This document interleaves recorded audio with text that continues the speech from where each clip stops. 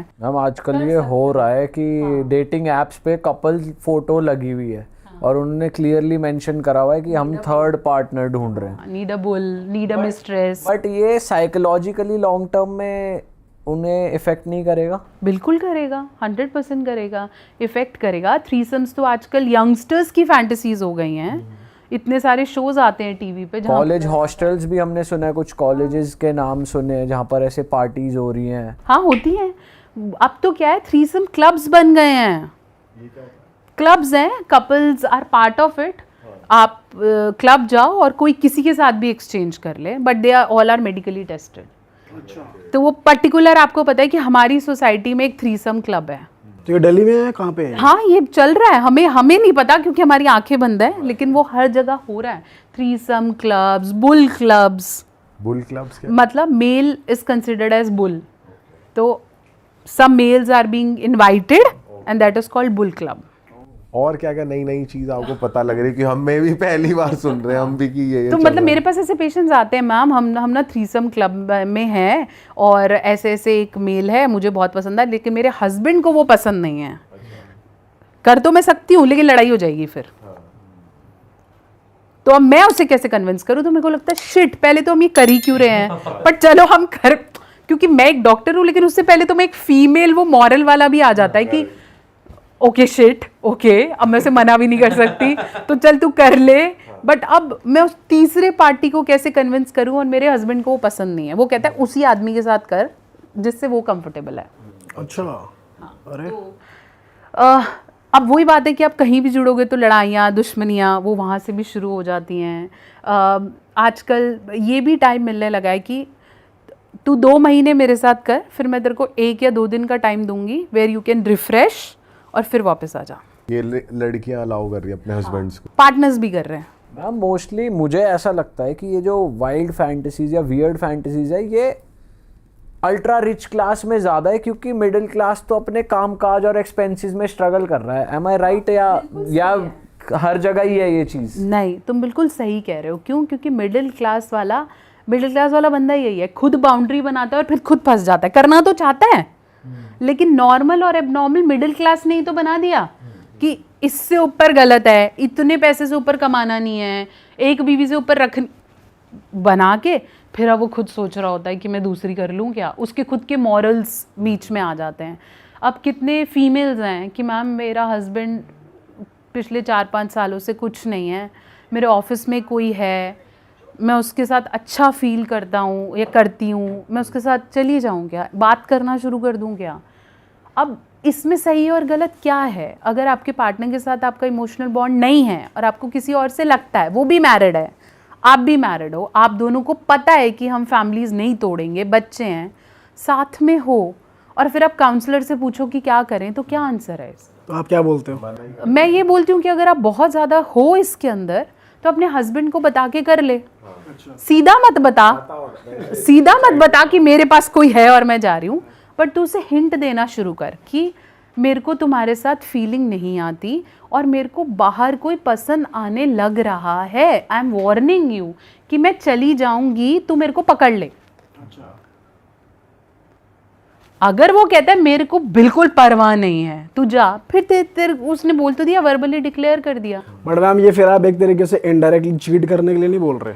फिर मैं एक बात बताओ, इस ऐसी सिचुएशन में क्या करें जहां 4-5-6 साल से भौंक के उस आदमी पर फर्क नहीं पड़ रहा है? बट अगर फैमिली है पूरा, हाँ तो निभा रहे हैं ना, किसी को छोड़ के तो नहीं जा रहे, निभा रहे हैं। हम ऐसा तो नहीं बोल रहे कि हम फली के साथ सो भाग रहे हैं, हम फैमिली में हैं। बट अगर मेरी नीड मैरिज की यही है और तेरे को कुछ भी समझ में नहीं आ रहा है, हम मैरिज काउंसलिंग कराने को रेडी हैं, वो कहता है मेरे को कुछ भी नहीं करना, तू देख ले।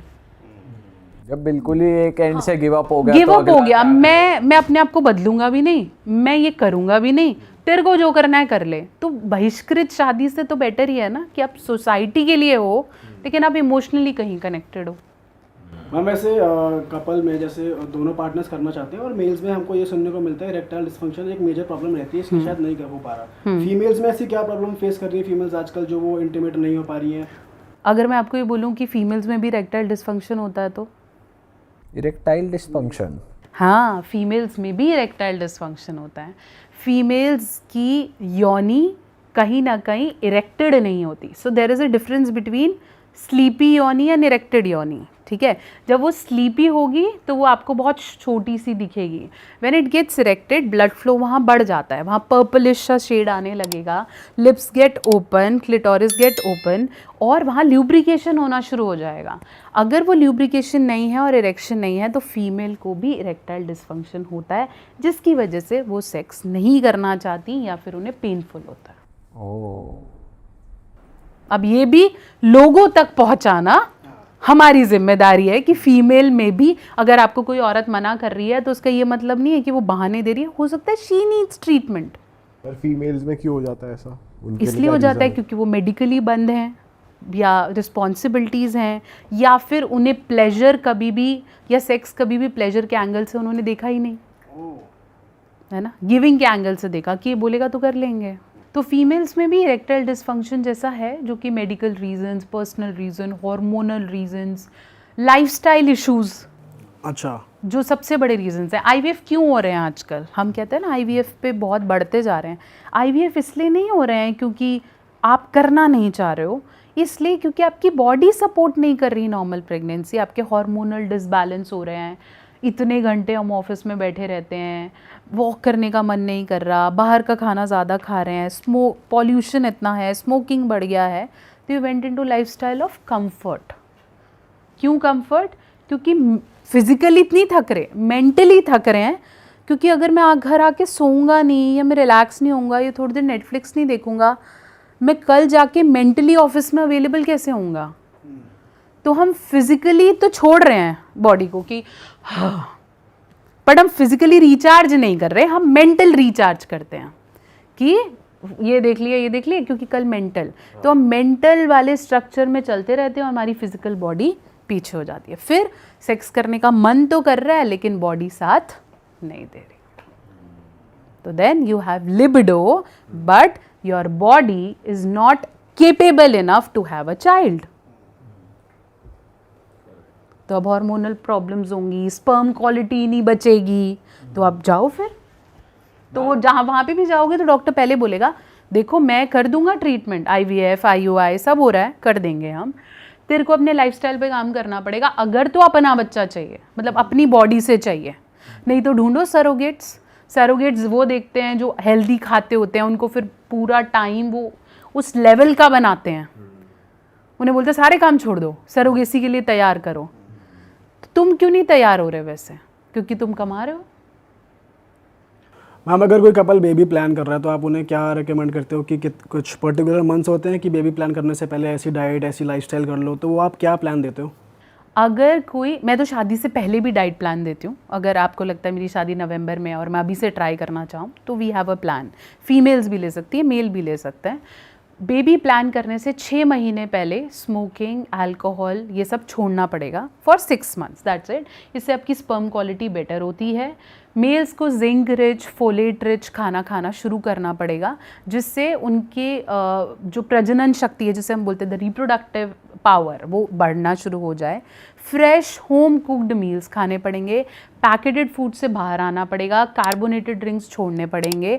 और ये जो भी आपकी शुगरी चीज़ें आप ले लेते हो उसे छोड़ना पड़ेगा, क्योंकि कॉम्प्लेक्स कार्ब्स आपकी बॉडी में स्पर्म क्वालिटी या रिप्रोडक्शन को नहीं होने देगा. साथ साथ पेल्विक स्ट्रेचेस बढ़ाने पड़ेंगे, मतलब कमर के नीचे का सारा भाग आपको एक्टिवेट करना पड़ेगा. चाहे आप वॉक करके करें, चाहे आप पेल्विक फ्लोर एक्सरसाइजेस करें, कीगल करें, स्क्वाट्स करें, बंजीज करें, whatever you do, your lower parts haves to be active.